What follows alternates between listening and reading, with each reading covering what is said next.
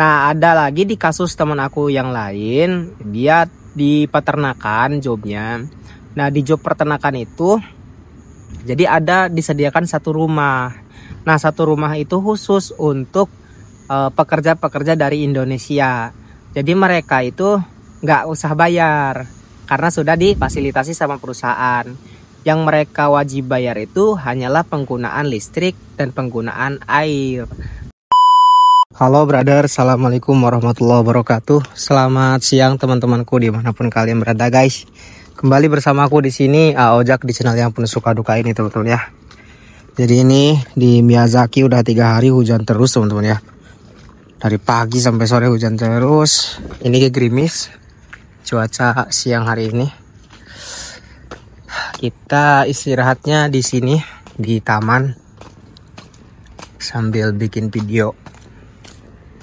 Aku mau sedikit menjawab pertanyaan dari salah satu subscriber ya, yang menanyakan tentang ini apartemen.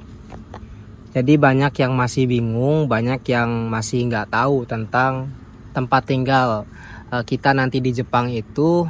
Apakah kita cari sendiri, apakah udah disiapkan gitu kan, dan seperti apa gitu pengalaman yang aku jalani di sini. Jadi teman-teman, kalau berdasarkan pengalaman aku pribadi ya, kalau kita magang, anak magang itu biasanya semua fasilitas itu sudah disediakan, sudah disiapkan oleh perusahaan. Jadi sepengalaman aku, pas aku datang ke Jepang itu aku pertama datang ke Tokyo. Nah di Tokyo itu aku harus karantina karena waktu itu corona. Jadi karantina di hotel sekitar 2 minggu. 2 minggu di penginapan di sana. Kemudian pindah lagi ke Chiba, ke Chibaken untuk melanjutkan pelatihan selama 2 minggu lagi. Nah itu di asrama. Nah setelah itu barulah kita dikirim ke perusahaan masing-masing. Waktu itu angkatan aku ada sekitar 191 orang. 191 orang itu beda-beda penempatannya ya. Jadi tersebar di seluruh Jepang. Jadi pada tanggal 1 Juni itu aku tibalah di Miyazaki. Bukan 1 Juni, 31 Mei. 31 Mei itu aku tibalah di Miyazaki ini. Jadi mulai kerjanya itu pada 1 Juni. Nah, setibanya di sini di Miyazaki, itu kita langsung dibawa ke kantor desanya mungkin ya. Kantor wali kota lah, kantor wali kota untuk mengubah Jaryukado kita. Jadi kan pertama kali aku bikin Jaryukado itu apa? KTP Jepang, guys. Jadi pertama kali bikin KTP Jepang itu alamatnya tuh aku pakai alamat pelatihan di Chiba. Di Narita ya, di Naritashi di sana. Jadi pas pertama kali datang ke Miyazaki, kita harus mengubah alamatnya dulu. Jadi harus lapor gitu kan, bahwa harus lapor bahwa kita pindah ke Miyazaki untuk bekerja selama 1 tahun. Jadi KTP Jepang itu awalnya itu cuman 1 tahun ya, berlakunya 1 tahun. Nanti setelah 1 tahun itu nanti diperpanjang lagi. Nah terus setelah dari kantor wali kota itu barulah ada yang dibawa ke perusahaan dulu untuk diperkenalkan. Ada juga yang langsung dibawa ke apartemen gitu kan, ke apato ya, kos-kosan lah istilahnya. Apa ya, coba apato lah, kalau di Jepang namanya apato ya. Langsung lah aku dibawa ke apato sama sensei. Jadi waktu itu aku nggak dibawa ke perusahaan, tapi langsung dibawa ke apato untuk beres-beres gitu. Jadi dibawa ke apato. Terus di dalam apatonya tuh ada apa aja, dan ternyata sudah dipersiapkan semuanya di sana. Jadi aku nggak harus cari sana cari sini gitu kan. Aku pun berpikir wah nanti harus beli kulkas lah, harus beli kasur dan lain sebagainya kayak gitu ya. Ternyata enggak teman-teman. Jadi udah ada kasurnya dibelikan satu-satu. Terus semua perlengkapan ada, mesin cuci ada, terus kulkas ada. Terus densi ranging yang buat manasin makanan ada, kompor juga dikasih. Terus lemari ya ada, banyak lah, banyak gitu. Nah terus ya kesananya itu apa yang dibutuhkan oleh kita itu nanti kita tinggal minta ke perusahaan.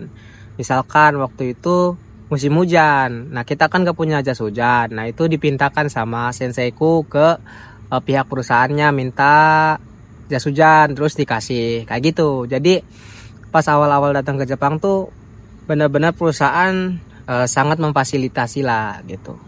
Sepeda juga dikasih pinjam, semuanya lah dikasih seragam. Nah kalau seragam itu dikasihnya tuh pas tanggal 1 Juninya, pas pertama kali masuk ke perusahaan. Nah disitulah kita diperkenalkan, kemudian dikasih seragamnya dan lain-lain. Jadi bukan datang ke Jepang tuh terus kita cari tempat tinggalnya di mana gitu kan, enggak. Jadi kalau anak magang tuh udah disediakan ya, udah disiapkan. Cuman teman-teman ada sedikit perbedaan ya. Kenapa? Jadi setiap perusahaan di Jepang itu beda-beda ya, fasilitasnya beda-beda gitu. Jadi kalau di kita itu apartemennya itu bukan apartemen, bukan apato milik perusahaan, tapi apatonya milik orang Jepang yang disewa sama perusahaan gitu. Nah ada lagi di kasus teman aku yang lain, dia di peternakan jobnya. Nah di job peternakan itu jadi ada disediakan satu rumah. Nah satu rumah itu khusus untuk pekerja-pekerja dari Indonesia. Jadi mereka itu nggak usah bayar karena sudah difasilitasi sama perusahaan. Yang mereka wajib bayar itu hanyalah penggunaan listrik dan penggunaan air. Nah kalau di aku di sini karena ya kita istilahnya menyewa ya, nyewa apato, ya kita harus bayar. Tapi sudah disubsidi sama perusahaan separohnya gitu. Jadi nggak semuanya. Katanya sih seperti itu. Nah ada juga yang apatonya itu seperti kontainer. Tahu nggak ya? Kalau di sini aku jarang lihat sih. Pokoknya kayak kontainer gitulah, tapi itu milik perusahaan. Ya dari fisik luarnya mah kayak kontainer, tapi dalamnya itu rumah gitu dan bagus sih kalau buat ditinggalin. Tuh layak lah istilahnya. Ada juga, dan itu juga ada yang gratis, ada yang harus bayar. Tapi rata-rata kalau misalkan apatonya itu milik perusahaan ya. Misalkan itu rumahnya milik perusahaan, fasilitasnya itu milik perusahaan, biasanya nggak usah bayar. Biasanya suruh bayar paling listrik sama gasnya. Itu kalau aku karena apatonya bukan milik perusahaan, jadi harus bayar. Nah, jadi untung-untungan juga teman-teman. Kerja di Jepang itu nggak bisa disamaratakan, ya. Mau magang, mau toko Tegino pun sama seperti itu. Cuman kalau toko Tegino itu ada sedikit perbedaan nih teman-teman. Kalau magang itu kan serba difasilitasi ya, semua difasilitasi ini itu dan lain sebagainya. Karena anak magang itu kayak istilahnya tuh bener-bener jadi tanggung jawab perusahaan gitu, bener-bener jadi tanggung jawab perusahaan. Kalau toko Tegino itu udah setara karyawan, jadi udah bukan bagian dari kewajiban perusahaan ngurusin gitu kan, ngurusin apartemennya, ngurusin ininya enggak. Jadi kalau toko Tegino tuh udah terserah kamu mau tinggalnya di mana tah, mau tinggal istilahnya pindah apartemen sendiri tah, misalkan mau sendiri mau tinggal berapa orang. Kalau toko Tegino tuh ada juga yang seperti itu gitu. Ada yang diurus sama perusahaan, ada yang nggak diurus sama perusahaan. Kalau toko Tegino itu dia kayak bayar listrik pun sendiri bayarnya gitu. Kayak bayar gas pun ya harus bayar sendiri. Bayar pajak pun harus bayar sendiri ke kantor pajak itu bayar. Kalau anak magang itu enggak, pajak semua tuh udah diurus sama perusahaan ya. Karena ya diurus lah istilahnya. Bayar listrik udah dibayar sama perusahaan gitu. Tapi menggunakan gaji dari kita tentu ya. Bukan dibayar sama perusahaan, dibayarin bukan, tapi dibayarkan oleh perusahaan dengan memotong gaji kita gitu, dibantuin, dibayarin. Nah, caranya gini gitu. Kalau toko Tegino itu rata-rata semua kita sendirian, apa-apa kita harus sendiri kayak gitu. Dan ada juga di beberapa kasus bahwasanya kalau toko Tegino itu jadi rumahnya tuh ya, misalkan kita nyewa apato nih, Nah, itu kulkasnya beli sendiri, terus juga mesin cucinya beli sendiri, semua perabotan tuh harus beli sendiri gitu. Jadi nggak disubsidi sama perusahaan ya, nggak dibantu sama perusahaan. Ada beberapa kasus ya kalau toko Tegino tuh seperti itu.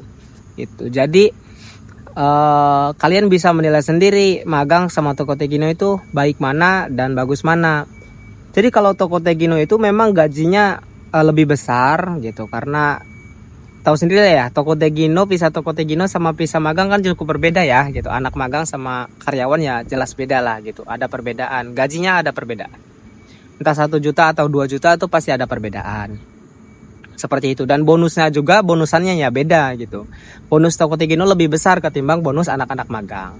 Kayak gitu. Jadi bisa di ini sendiri lah. Dan sebenarnya sekarang kan udah banyak sekali ya yang ngebahas tentang magang, tentang toko Tegino gitu. Kalian bisa tuh cari-cari tahu lagi gitu di setiap video-video orang lain juga gitu. Yang toko Tegino di pertanian gitu kan, toko Tegino di bidang perhotelan, di restoran dan lain sebagainya. Karena setiap perusahaan beda-beda, setiap pekerjaan tuh pasti beda-beda gitu. Jadi ada sisi baik, sisi buruk gitu. Ada enak, ada nggak enaknya seperti itu. Jadi harus cari tahu lagi. Jangan cuma dari satu sumber ya. Gitu. Jangan kalian lihat video ini terus langsung percaya, oh gini ya, ternyata enggak sih gini, karena beda kan, setiap orang pasti beda pengalaman, beda wawasannya kayak gitu. Jadi menjawab yang tadi, untuk anak-anak magang kalau misalkan nanti pas datang ke Jepang, apakah cari asramanya gimana, cari tempat tinggalnya gimana, enggak saya mikirin, karena itu udah diurus ya, udah diurusin sama pihak dari perusahaannya, sama pihak kumiai kalian, pihak LPK kalian yang ngeberangkatin kalian, udah diurusin semuanya. Jadi datang ke Jepang udah siap bekerja gitu, udah siap kerja, cari uang, cari nafkah. Jadi nggak usah bingung lagi. Oke, mudah-mudahan video ini membantu, semoga bermanfaat, dan untuk teman-teman semua mudah-mudahan kalian sehat selalu ya, dan lancar dalam prosesnya. Untuk teman-teman yang ke Jepang, untuk teman-teman yang dimanapun lah kalian berada, stay safety, tetap semangat menjalani hidup ini. Assalamualaikum warahmatullahi wabarakatuh.